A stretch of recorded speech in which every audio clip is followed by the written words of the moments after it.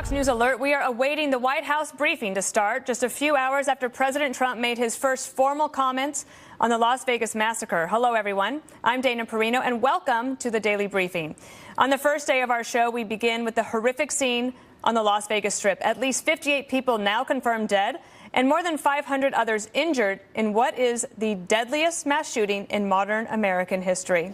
And what we know right now, the shooter is identified as 64-year-old Stephen Paddock of Mesquite, Nevada. We're told he was known to local police. Paddock had at least 10 weapons and fired hundreds of rounds from his 32nd floor room at the Mandalay Bay Hotel into a crowd of tens of thousands of people, turning a country music concert into a killing field. A county official praised the work of the first responders.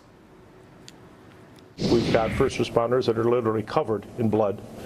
As a result of this, there's a lot of victims have not been identified as of this point, but they have stepped up. I just can't say enough about the fine men and women that are our first responders here in Clark County, and all of the cities and jurisdictions have pulled together.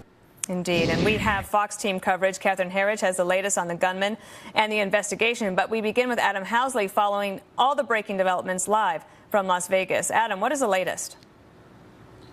Well, Daniel, right now the latest is the crime scene behind me still has bodies inside. The investigation is ongoing. There are still a number of forensic experts who have not yet arrived on scene. It's going to be some time, the sheriff said about an hour ago, that it could be another 12 hours before they will be able to start bringing some of the bodies out. People died here. People died leaving here. Bodies found down the street from where I'm standing, and bodies found in front of hotels around the corner from where I'm standing, and then people died in hospitals. As of this hour, you mentioned the number 58. The number is expected to fluctuate. Potentially, obviously, would be up. They hope it doesn't, but there are 500 some odd people injured, and the thought is it still might, unfortunately, go up more. Dana, the issue really is if you haven't, and most people have heard that video, and we want to go back to it again. I mean, just take a listen of what people faced. We are just between us and the airport from, basically we split the distance between the two of Mandalay Bay. If I step down, you can look over here to the left. You can see where the Mandalay Bay Hotel is located, and you can see the two different windows that the suspect, the killer, knocked out with a hammer type of device. The sheriff, that's how the sheriff described it, a hammer type device. Really the question at this hour is, are those two separate rooms with adjoining doors, or is it one big suite? We're getting kind of both because that type part of the hotel has both. So either way, he shot out of both of those windows. I can tell you from being at different angles in this crime scene area over the course of the last 11 hours that those angles are unobstructed, straight down. And if we come down, you can see the stage, where the stage is located, where Jason Aldean was singing.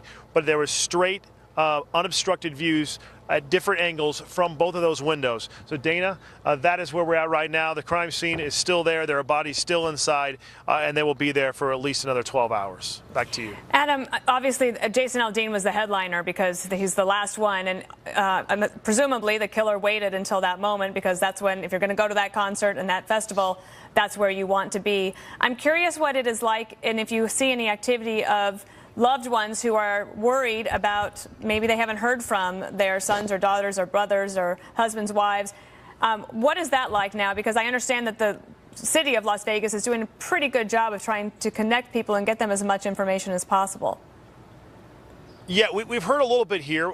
Some people came by earlier this morning looking, and we've had a couple of viewers contact us. But for the most part, because we're here at the crime scene, we're not seeing the family, the families, I should say.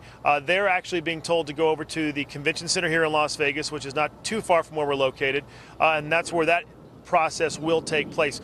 You mentioned the headliner also. I will also mention to you this, Dana. Cowboy Troy, well-known country artist as well. Mm-hmm. He and a few others were on the side of that stage, left about 5 to 10 minutes before the shots. He and I were texting back and forth about that. So there were other people that had just started to leave as well because it was the last act. But there were still 22,000 people inside. Well, thank you, Adam. And I know that tonight on The Five, we've just confirmed that John Rich, who was there, as you mentioned earlier in the yes. reporting in the day, he will be on The Five tonight with us in the A block. So hopefully everybody can tune in for that as well. Thank you, Adam. So the CIA and the FBI now reacting to the claim of responsibility coming from ISIS that gunman Stephen Paddock was a soldier of the terror group. Chief Intelligence Correspondent Catherine Herridge. She's live in Washington, Catherine. And that report by ISIS, the claim was made immediately, and pretty quickly the FBI said that's not the case. What do you know? Well, that's correct. And in the meantime, a U.S. government official has told Fox News that the FBI will do a full forensic scrub of the suspect's electronics to really determine who he was in contact with before the attack, as well as the degree of premeditation and whether there may be online influences at play. The FBI special agent on the ground in Las Vegas addressed the ISIS claim a short time ago. As this event unfolds, we have determined to this point no connection with an international terrorist group. As this investigation continues, we will continue to work with our partners to ensure that this is factually, thoroughly, and absolutely investigated to be able to bring comfort and peace back to this community. 64-year-old suspect Stephen Paddock had no known connections to extremist groups. Meantime, the FBI here in Washington is bringing its full investigative and forensic resources to bear on the shooting with the opening of the 800 FBI tip line, which also gathers videos and social media posts that can help recreate the scene, the shooter's activity before the attack, and the pattern of the fire. The FBI has the ability to really process massive amounts of data in situations like this, and to do so very rapidly, and much of the work is done at their labs in Quantico, Virginia. The rapid forensic processing helps investigators recreate the scene as well as the direction of fire from the suspect at the hotel. And the Las Vegas Sheriff's Department has the lead, telling reporters this morning Paddock was able to keep a low profile. This is an individual who was described as a lone wolf. I don't know how it could have been prevented if we didn't have any prior knowledge to this individual. It wasn't evident that he had weapons in his room. We have determined that there has been employees going to and fro from his room, and nothing nefarious was noticed. The Attorney General Jeff Sessions, FBI Director Christopher Wray, Acting Homeland Security Secretary Elaine Duke are fully engaged, and they all had briefings here in Washington this morning on the shooting. The Acting Secretary Duke said there is nothing indicating a specific or credible threat involving other public venues. However, you may see increased security in and around the country at public events, and those decisions will be made on a case-by-case basis. Dana. Catherine, one question. There were some reports that I saw about there might have been a warning from people down on the ground saying you're all going to die tonight. Is there any more information about that, or is that just hearsay? I have not been able to get anything concrete that would support the veracity of that claim. All right. Catherine Herridge, that's why we have you on. Thank you so much. You're welcome. Let's bring in John Torres. He's former special agent in charge of the D.C. and Virginia offices of the Homeland Security Department, now the chief operating officer and president of Guidepost Solutions. First, let me get your take about this claim by ISIS. You worked in your previous chapters of your life on following al-Qaeda and bin Laden, and this is not unusual that they would try to claim responsibility immediately. But are you surprised that the FBI was so quickly able to say that there's no connection here? I'm not surprised that they'll say that so quickly. They want to do that to assure that they don't have any of those, any types of those tips or concrete evidence at this point. I can assure you that they're going to do a full forensic analysis of all his electronics. They're going to interview his relatives, his girlfriend, friends and associates, and they're going to take a look at his travel patterns so that they can discount that. I mean, quite frankly, terrorist groups like ISIS, al-Qaeda, they want to take full advantage of an incident like this so that they can use it for recruiting purposes. John, we're waiting. Sarah Huckabee Sanders, the White House press secretary, she'll be taking the podium. We hear in just about 2 minutes, so stay with us. She will follow what President Trump said earlier today, and I thought his remarks were just beautiful and perfect in tone. It's a lot for a president to handle, especially when you're trying to comfort a nation. From your perspective as a security expert, you know, when you talk about these high vantage points and the accessibility of them, and then these big urban events, sporting events, concerts, there's really no way to protect ourselves fully. But are there some things that urban centers can do immediately to try to help prevent something like this from happening again? Sure. I mean, this is a security expert's worst nightmare, let alone everyone's worst nightmare with what happened out in Las Vegas. There are a number of things you try to do. Normally, is try to push the perimeter out so that. John, I'm going to have to cut you off there. Sarah Huckabee Sanders, the press secretary, taking the stage now. Our thoughts and prayers today are with the victims and survivors in Las Vegas and with the people of Puerto Rico and the U.S. Virgin Islands, where massive storm recovery efforts are ongoing. The President will be flying to Puerto Rico tomorrow to view the devastation, and he will assure the people there that we are with them 100% today and for the long haul. Puerto Ricans have shown incredible resilience, and we are fully committed to helping them rebuild their lives. Last night, thousands of our fellow citizens endured what the President has rightly called an act of pure evil in Las Vegas. The President has ordered our flags to half-staff, and to further honor those lost in the attack, we will hold a moment of silence on the South Lawn this afternoon at 2:45 Eastern Time. The President will visit Las Vegas on Wednesday to grieve with the friends and family of the victims, to offer his support to those recovering from their wounds, and to thank the courageous first responders. In the coming days, this attack will directly impact communities all over our country, whose residents were visiting the entertainment capital of the world to attend a concert. One man, 29-year-old Sonny Melton, had traveled from Tennessee to Las Vegas for the concert with his wife, Heather. When the bullets began raining down from above, Sonny shielded her from danger, selflessly giving up his life to save hers. They'd been married for just over a year. Others risked their own lives to save people that they had never met. Mike McGarry of Philadelphia laid on top of students at the concert to protect them from the gunfire. They're 20, I'm 53, he said, and I've lived a good life. Lindsay Padgett and her fiance Mike J. fled for cover during the attack and immediately returned to the scene with their pickup truck to help transport the wounded to nearby hospitals. Gail Davis, who was attending the concert with her husband, said she owes her life to a brave police officer who instinctively served as a human shield, protecting her from harm. Sadly, multiple police officers, both on duty and off duty, were among those killed or injured. But what these people did for each other says far more about who we are as Americans than the cowardly acts of a killer ever could. The Gospel of John reminds us that there is no greater love than to lay down one's life for a friend. The memory of those who displayed the ultimate expression of love in the midst of an unimaginable act of hate will never fade. Their examples will serve as an eternal reminder that the American spirit cannot and will not ever be broken. In the days ahead, we will grieve as a nation, we will honor the memory of those lost as a nation, and we will come together, united as one nation, under God and indivisible. And with that, I'll take your questions. Major. Can you tell us a little bit about how the President first learned about it and your engagement with him, his own personal reaction to the events today? He also said in the Oval he might spend more than a day in Las Vegas. Was he referring to a couple of days there? We're still finalizing the details of the travel that'll take place. We know for sure that he'll be there on Wednesday, and beyond that, we'll keep you guys posted as those arrangements are finalized. In terms of activity this morning, the President was briefed early this morning by General Kelly and has been updated regularly and constantly throughout the day, and will continue to as new information is provided by law enforcement officials. Have you had a chance to talk to him about his own, how he dealt with this? I have seen him today, and I think he, like most of America, is saddened, and certainly his heart and compassion goes out to those that were affected. Jeff? Sarah, many times when these horrible massacres occur, it leads to questions about gun control.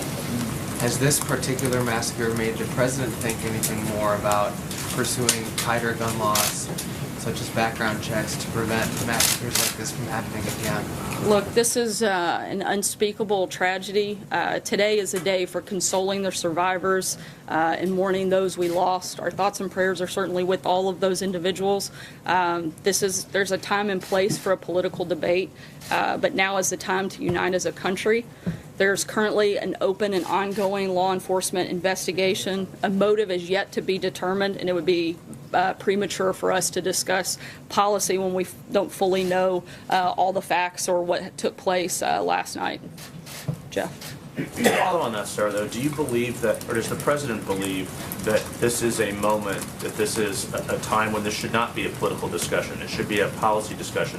Does he believe that he could bring something new to the gun debate that has been, I guess, locked in typical politics for so many years? Yeah, I think today is more, again, like I said, a day of reflection, a day of mourning, a day of gratefulness for those that were saved. And I think that there will be certainly time for that policy discussion to take place, but that's not the place that we're in at this moment. But certainly I think that there's a time for that to take to happen. I could follow. Before he was elected president in some 15 or 16 years ago, he did have a different view on guns than he had during the campaign. Does he believe that this is something that he could lead a bipartisan effort on at some point?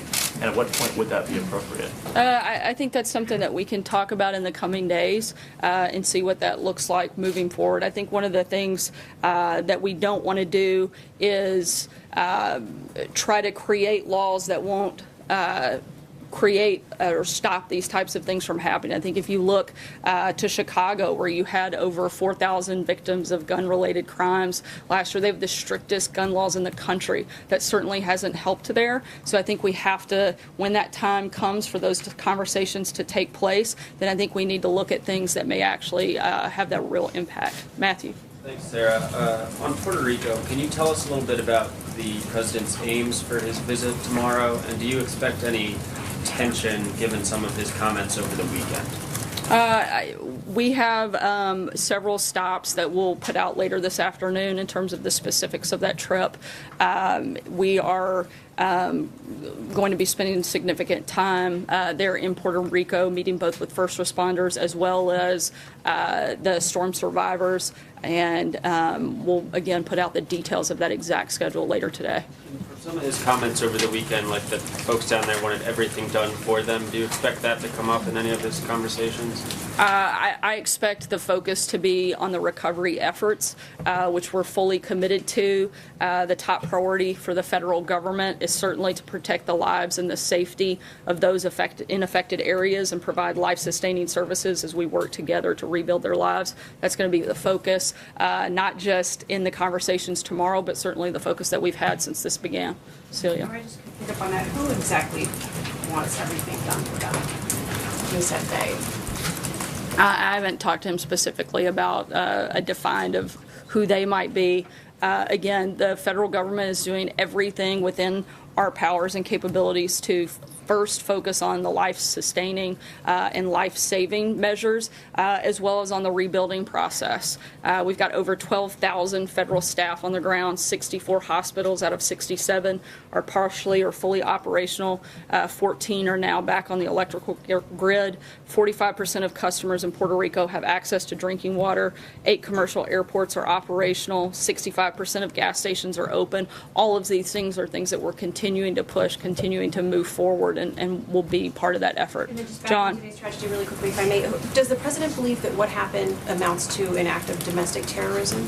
Again, we're still in a fact-finding mission. This is an ongoing investigation, and it would be premature to weigh in on something like that before we have any more facts, and we'll leave that to local law enforcement to work with also the federal law enforcement to make those determinations. John? Over the weekend, as was pointed out, the president was very sharply critical of Carmen Cruz, who's the mayor of San Juan. Other than her comments on Friday morning, in which she criticized Elaine Duke for saying this was a good news story in terms of DHS getting supplies out to areas that they were needed, what was she doing that prompted such criticism from the president?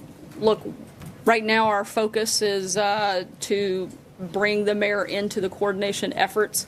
This administration, as well as other members on the ground, have reached out to her. We hope that she will join with us in those efforts and be part of things. She's been invited to participate in the events tomorrow as well, and we hope that those conversations will happen and we can all work together to move forward. Sarah. Ashley.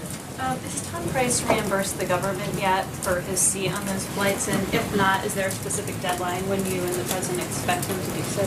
I'm not sure on the time frame for that or whether or not it's already taken place, but we'll certainly keep you posted on that. Jordan. Thank you, Sarah. Given what the president said about Secretary of State Tillerson's outreach to North Korea over the weekend, does the president still have confidence in him as Secretary of State? He does, yes. Has he spoken to him since those? Did he send out those tweets? I believe so. I'll have to verify. John? Thanks a lot, Sarah. It's a very sad day in this country, as you mentioned at the top, as the president said in his remarks. He said that when he goes out to Las Vegas, he's going to meet with first responders and, in addition to that, families of the victims that were impacted by this. What's the message to each of those groups when he goes out there? Look, I think it's very simple to say that his goal is simply to be there to show the support of people from around the country and to stand united in not only this act of evil, but against all acts of evil. And I think that was clear in the president's remarks today, and something certainly that you'll see from his visit on Wednesday. Jessica. Sarah, thank you. And following up on the tweets about the DPRK over the weekend, the president tweeted, "Save your energy, Rex. We'll do what has to be done." So is it the stated position of the White House that you're trying to get back to talks, or have you given up? No, this is, we've been clear that now is not the time to talk. The only conversations that have taken place or that would be on bringing back Americans who have been detained like that with Otto. Those were the type of conversations that this administration was willing to have. Beyond that, there will be no conversations with North Korea at this time. There are 3 Americans still detained in North Korea.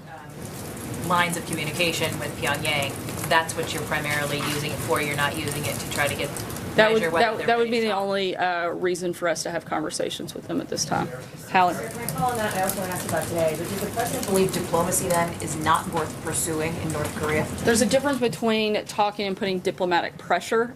We still strongly support putting diplomatic pressure on North Korea, which we're continuing to do. But now is not the time simply to have conversations with North Korea. We've encouraged all of our allies and partners to do more, and we're going to continue to keep all options on the table when it comes to that. Stephen? The activities of today as well, you talked about how now is not the time to get into a gun control debate or to talk about policy. After the Orlando shooting, the president that day was out on Twitter talking about policy. He was talking about his travel ban. So when, for example, Senator Chris Murphy says it's time for Congress to get off its ass and do something, does the president agree? I actually agree with him that Congress should get up and do something. I'm not sure that it's specific to that, but I think Congress has had several months of doing very little, and we'd like to see some actual legislation come through. What would the president like to see Congress do is the question I want to get at. Again, we haven't had the moment to have a deep dive on the policy part of that. We've been focused on the fact that we had a severe tragedy in our country, and this is a day of mourning, a time of bringing our country together, and that's been the focus of the administration this morning. Orlando, though, Sarah, when at that day he was talking about the travel ban, saying he didn't want congratulations, essentially. Why is there's a difference between being a candidate and being the president? Thanks, Sarah. I do want to ask, because before last night's massacre, a bill was advancing through the House. Republicans cleared it through the House Committee on Natural Resources that would, among other things, make it easier for people to buy silencers. Hillary Clinton tweeted about it this morning. She said that imagine the deaths in Las Vegas if the shooter had a silencer, which the NRA wants to make easier to get. Does the White House have a position on this particular piece of legislation? Again, I haven't spoken with the president about that specific issue, but I don't think that that is something that would have changed. Again, I think before we start trying to talk about the preventions of what took place last night, we need to know more facts. And right now, we're simply not at that point. It's very easy for Mrs. Clinton to criticize and to come out, but I think we need to remember the only person with blood on their hands is that of the shooter, and this isn't a time for us to go after individuals or organizations. I think that we can have those policy conversations, but today is not that day. Louise? Sarah, are there any policy prescriptions that the president considers to be out of bounds on the policy debate that will happen in the next few weeks? Could you articulate a little bit what his position on gun control is? The president's been clear that he's a strong supporter of the Second Amendment, and I don't have anything further at this point. I'll take one more question. Fred? Yeah, a couple of questions. One, ahead of the trip to Puerto Rico, Mark. Just wanted to ask about there's a bill in Congress, the McCain-Lee Act, which would give a permanent exemption to Puerto Rico from the Jones Act. Would the administration consider either a permanent repeal of the Jones Act or at least an exemption permanent for Puerto Rico or something? I don't think that's something that's necessary at this time. If we deemed that it was, we could have that discussion then, but certainly something that we don't feel like is necessary today. So I wouldn't imagine that would be something needed. Also, on the nomination of Amy Coney Barrett, I'm sorry. there's been some attacks among senators, some in the media, on her religious beliefs. Does the White House have some concerns about that? We certainly support religious freedom and would ask that Congress also support that as well. As you all know, we've got a moment of silence taking place on the South Lawn here momentarily, and so with that I'll close and just again, I think we ask collectively that everyone across the country keep the people both in Las Vegas and in Puerto Rico and the U.S. Virgin Islands in our prayers. Thanks. All right, that was Sarah Huckabee Sanders, the White House press secretary, briefing for the first time after the massacre that occurred last night in Las Vegas, and doing a very important job and an emotional one. And we're going to talk about that in just a moment when John Roberts from the White House briefing room is going to join us. And we'll also have Ari Fleischer, the former White House press secretary, and the press secretary on 9/11 to talk about him and what it's like to prepare a president to speak to the nation after a major horrific event such as the one in Las Vegas last night. In addition, the White House is dealing with a lot of devastation from the Virgin Islands to Puerto Rico. Recovery still in Florida and Texas because of the hurricanes, and now the president also going to Vegas this week. So shouldering a lot, and so we're going to continue to talk about that. We have former White House press secretary Ari Fleischer. He is standing by. But let's bring in Chief White House correspondent John Roberts. John, one of the things that Sarah Huckabee Sanders was asked initially was, what was the president's reaction? She didn't have a ton to tell us in terms of the details, but I thought the president's statement today was just so emotional and that the tone was exactly right, that it was both unifying and comforting for the country. Do you know anything more about how he learned about it and what his reaction was? Well, he was told by the Chief of Staff, John Kelly, first thing this morning, at least in detail. He would have been notified probably during the middle of the night by an aide what was going on. Oftentimes the president is woken up. We don't know in this case if he was woken up with it, but I imagine that he would have been. And then Sarah Huckabee Sanders came out, and Dana, you've been in that position before where there's been some sort of national tragedy, and as the press secretary, you come out and respond to it. And it only took the second question before the issue of gun control came up again, and Sarah Huckabee Sanders batted that back a couple of times to say, look, this is not the time for policy discussions. This is the time for mourning and consoling the victims and the survivors of that horrible shooting last night. The president issuing a proclamation earlier today in honor of the victims of last night's shooting, 58 now in total, ordering that all flags at the White House and in federal buildings and military installations and ships at sea be lowered to half-staff or half-mast, as the case may be, in terms of the ships until October the 6th. Then there will be a moment of silence on the south lawn of the White House in about 17 or 18 minutes' time. The president this morning in his address to the nation, and this was put together very hastily in the diplomatic reception room, obviously condemning the person who perpetrated this horrible act, consoling the victims, and high praise for the first responders who managed to locate the shooter so quickly, and whether or not it was them who actually did it or the shooter who took himself out, the threat was neutralized very quickly. Here's what the president said earlier today. Listen. To have found the shooter so quickly after the first shots were fired is something for which we will always be thankful and grateful. We call upon the bonds that unite us, our faith, our family, and our shared values. We call upon the bonds of citizenship, the ties of community, and the comfort of our common humanity. Our unity cannot be shattered by evil. And the president very early on Wednesday morning will be headed to Las Vegas. He wants to spend as much of the day there as he possibly can. I imagine he's probably going to have a wheels up time sometime before 7 o'clock, which would likely get him there sometime around the 9 o'clock hour, Dana, which would allow him a lot of time on the ground in Las Vegas before heading back. The president did suggest that he might be there longer than a day. Sarah Huckabee Sanders was asked about that during the briefing. She said the plans right now are only to have him there on Wednesday. And again, that moment of silence coming up in the South Lawn, led by Melania Trump and the president in about 15 minutes' time. Thank Dana? you, John. We will take that moment of silence live. We appreciate your reporting. And thank you to Ari Fleischer, who joins us now. He was press secretary to George W. Bush, somebody who I've admired for many, many years. And I wondered if you could take us back to what it's like after a president gets bad news like 9/11 or today, like with President Trump. And I know that Josh Earnest, the press secretary for President Obama, said one of his toughest days was having to tell the president about a mass shooting that then President Obama had to speak about. What is it like to help prepare a president to speak to the nation when all eyes are on you and the responsibility falls to that president to comfort the nation, unite the nation, and to be a leader at that time? Well, it's tough. It's tough because of the facts on the ground, the suffering that people are going through, but it's the duty of a president when something like that happens. What happens is the first speech that a president gives, and President Trump did a superb job on his speech today. It was poignant, it was emotional, it was spiritual. But that's the toughest speech, frankly, because it's a scripted moment looking into a camera. The real test, Dana, as you know, comes with the emotion when you're on the ground. 3 days after September 11th, on September 14th, when the president was in New York City, is really when I think he found that emotional voice, that emotional connection with that bullhorn moment.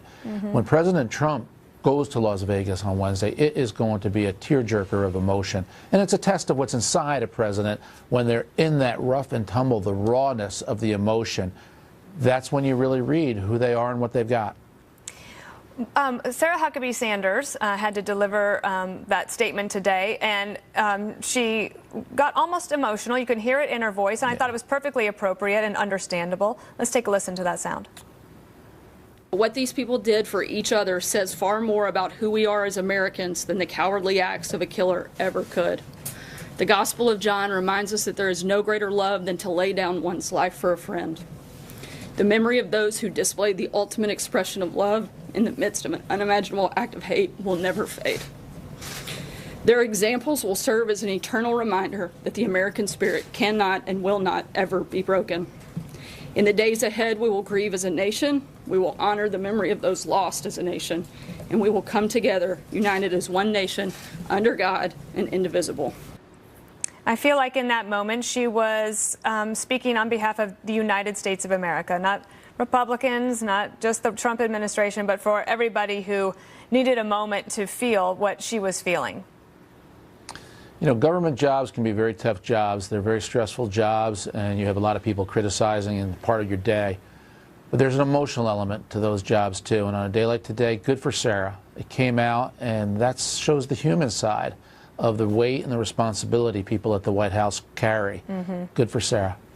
Let me also then ask you about what the next topic was in the briefing. It was almost immediately, and in fact, after mass shootings, we see this happen over and over again, which is the people on Twitter and out there in the country immediately jump to gun control questions. And it wasn't until, like, I think the second question at the briefing room today that Sarah Huckabee Sanders had to start to, you know, basically she batted them away, but the questions were about gun control. And, you know, Hillary Clinton this morning, the first thing that she did was to tweet about the NRA, et cetera. How do you, as a press secretary, you know, best deflect that? And like, there's a time and a place for it. But in the meantime, unlike when you and I were there, there's now social media, so that debate is actually happening right now. What should the administration do?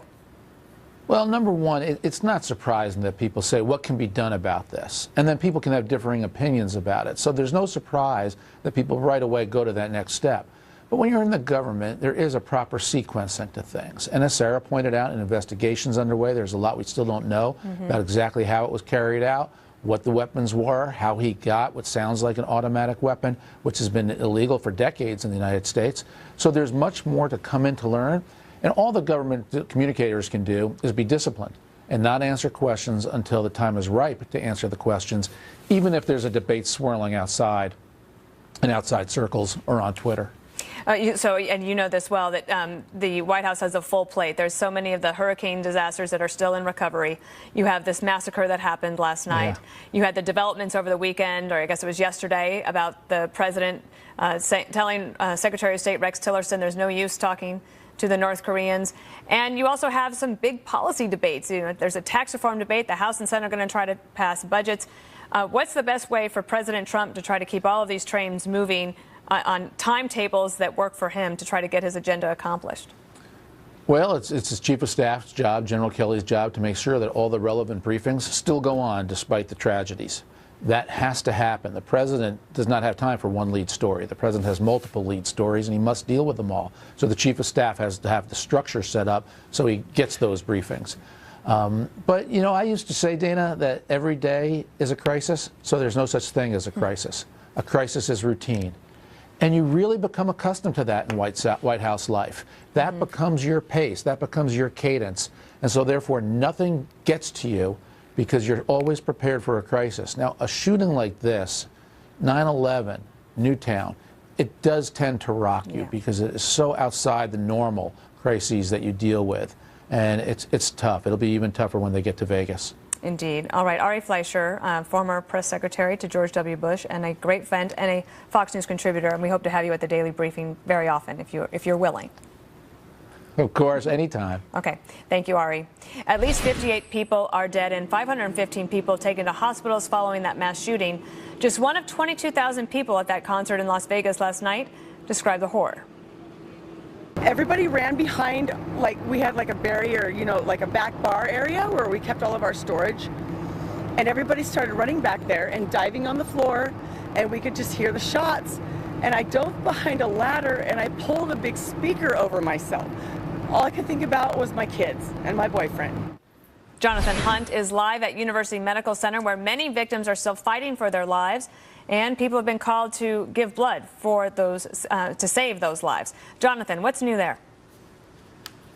Well, Dana, this is the University Medical Center. As you say, it is the only level 1 trauma unit in Las Vegas.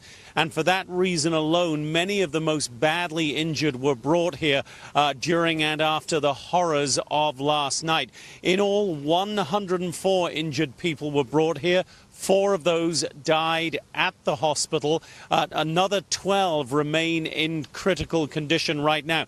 And behind me in the operating theaters there is obviously frenetic activity trying to keep those 12 alive. We heard from the hospital administrators earlier that there were extraordinary acts by ordinary civilians who stopped in pickup trucks, brought people here in their own cars simply because of the overload of patients. You can imagine 515 injured. There simply weren't enough ambulances on scene to get them all quickly enough to the hospital. So ordinary civilians were doing whatever they could to help amid all of that carnage last night. Dana? Jonathan, can you tell us more about the effort to collect blood and how that's going? Yeah, an urgent appeal went out for blood donations, as you can imagine. And just a couple of blocks from me here, Dana, a couple of mobile blood donation units have been set up, and so many people have been coming to them. There have been lines around the block. Again, it is just a sign of ordinary people wanting to do something to help. And Dana, having just returned from Mexico City covering the earthquake there, it's the same human spirit that we saw there. We now see it here, as well as the blood donations. A couple of guys just drove past us right behind me here a few moments ago. They had their open-top Jeeps loaded with waters, with Gatorade, with protein bars. They're just looking for people who need a little help. Everybody feels they want to do something to help Las Vegas begin what is obviously going to be an extraordinarily long healing process, Dana. Indeed. Jonathan, thank you so much. Let's bring in Fox News politics and halftime report editor and a good friend, Chris Stirewalt. Thank you for joining us today. The president and Mrs. Trump will hold a moment of silence here just momentarily, and I believe that Vice President Pence and Ivanka Trump are already out there. We will take that live. Your thoughts this morning about this moment when President Trump came out to address the nation? Near perfect? Yeah, he absolutely nailed it, and you can tell. I also think that there has been regime change inside the White House, that you have a different voice, a different kind of eloquence that comes forward in a moment like this when it's most needed. What do you think that and we're going to hopefully hold you after this break because we want to talk to you about a little bit about the politics of it. But in the immediate aftermath, and you have this chaotic scene. And it seems to me that the federal, state, and local government was able to kind of quickly work together despite all the chaos, and it was noisy and it was dark.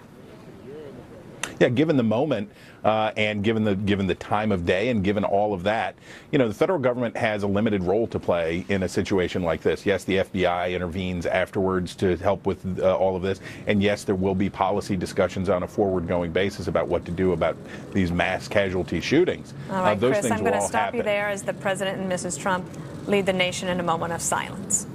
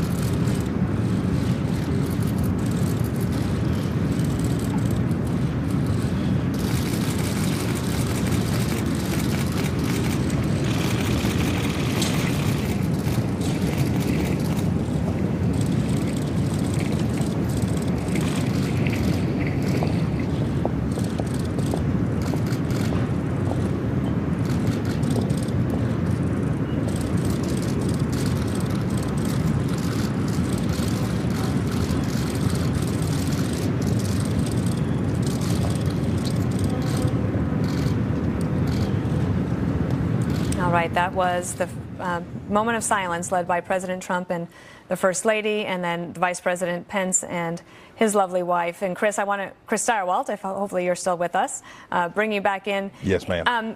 I always find that those moments are so poignant because there's so much noise in our life, whether we're looking at our phone or we're listening to it or we're talking, and to have a moment of silence led by the President of the United States are real moments of importance for the country. Real moments of importance for the country, and as it turns out, real defining times for presidencies. It is in moments like these that it focuses the minds of people in government. Really, it's great to have a national leader who encourages people to be thoughtful, who encourages people to be kind, who encourages people to be united in the face of horrors such as these. But these moments have effects on these people.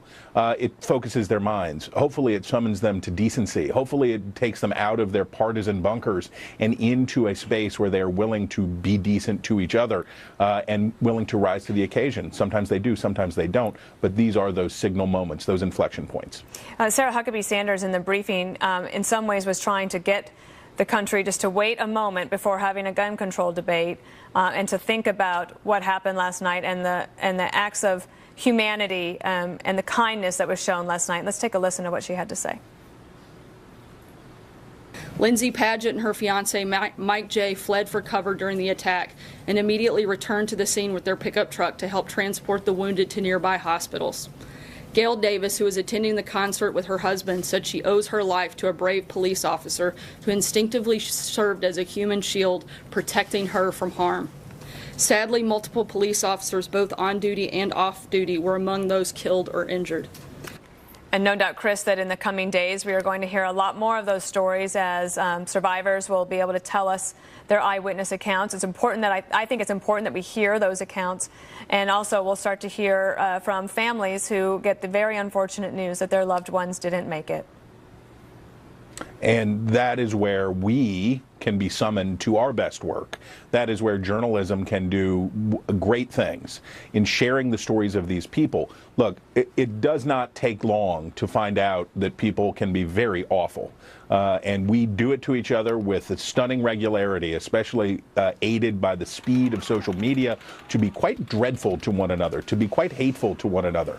But it is important that we understand the humanity of these victims, who they were as people, so that we can understand in a nation of 325 million people the real damage done. The humanity of the victims is important, but also the valor of ordinary human beings, as we saw with the coverage of the hurricanes, as we see time and time again. Human beings are wonderful and capable of truly wonderful things. Telling those stories is when we do the greatest credit, perhaps, to our profession. Both the president and the vice president took extra care today to mention law enforcement and to say that they were supported. Does that feel new to you? That might be unfair to the previous administration, but there seems to be a constant emphasis to try to focus on the good that the law enforcement can do.